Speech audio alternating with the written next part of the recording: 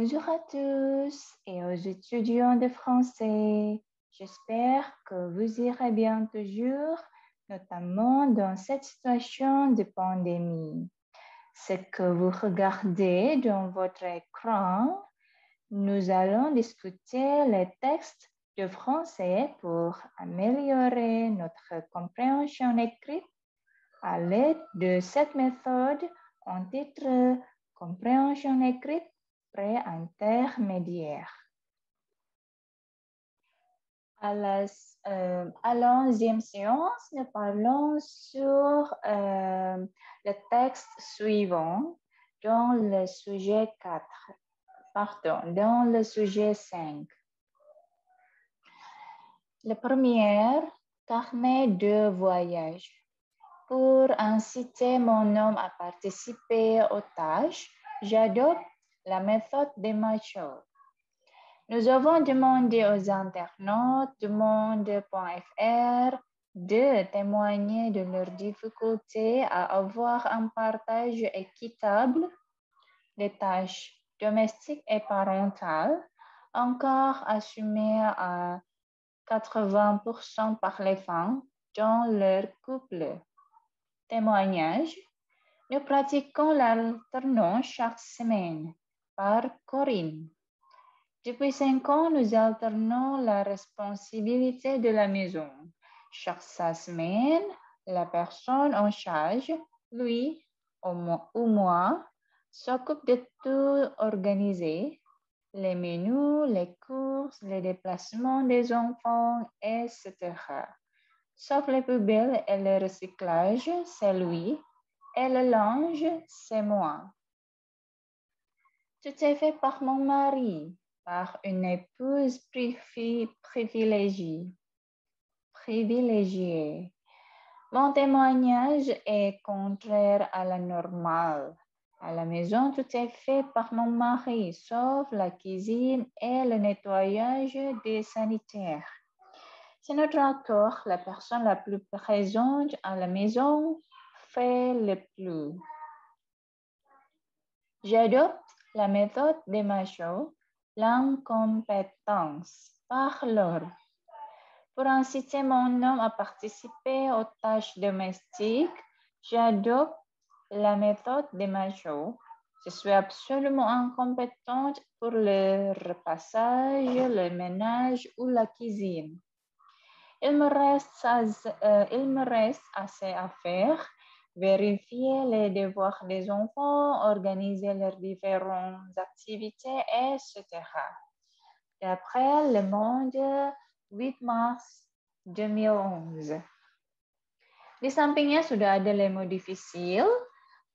Seperti biasa, ini dapat membantu kalian untuk memahami teks yang berjudul Carnet de Voyage tersebut.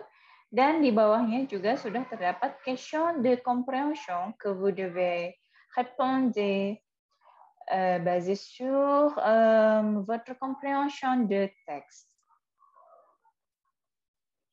Il y a seulement deux questions, hanya terdapat 2 pertanyaan, dan silahkan pahami dengan baik untuk menjawab kedua pertanyaan tersebut.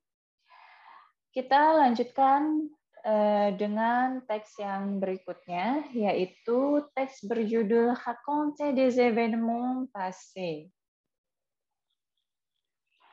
14 mai, 21h, vacances. Pas de dîner à préparer, pas de mari, pas d'enfant. Super! Hier, je suis restée au lit tout l'après-midi et j'ai lu.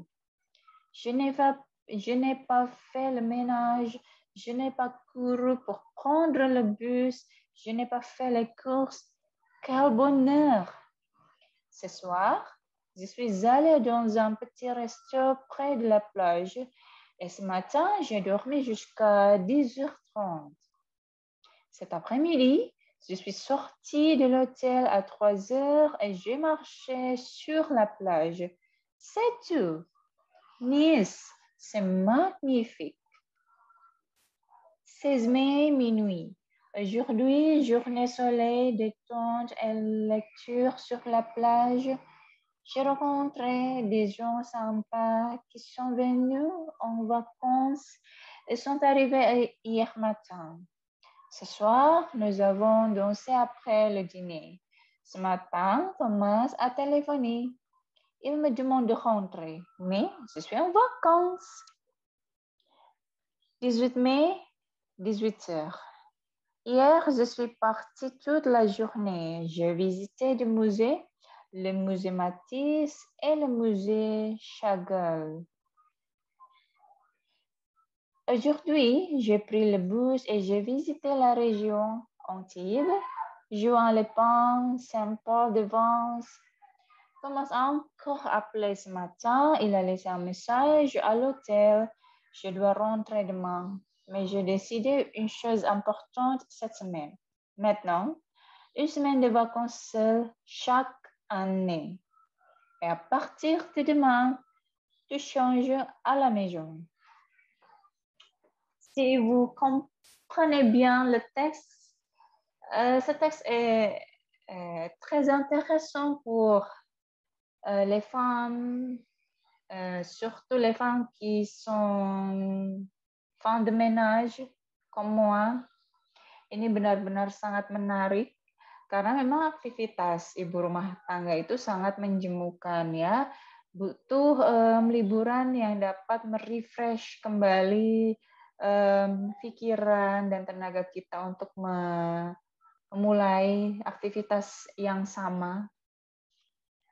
Dan dari teks di atas, silahkan dipahami untuk kegiatan lainnya yang diceritakan oleh tokoh wanita dalam diary ini, dalam buku harian ini, dengan bantuan les mots difficiles di bawahnya, il n'a pas beaucoup de mots difficiles ya, tidak terlalu banyak, dan question de compréhension yang harus terus kalian jawab untuk dapat meningkatkan kemampuan membaca dan memperoleh informasi teks secara eksplisit pada mata kuliah Comprehension Écrit Préintermédiaire ini.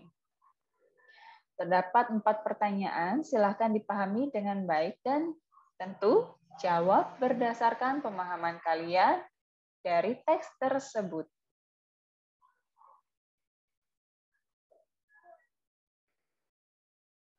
Voilà, c'est la fin de la séance aujourd'hui.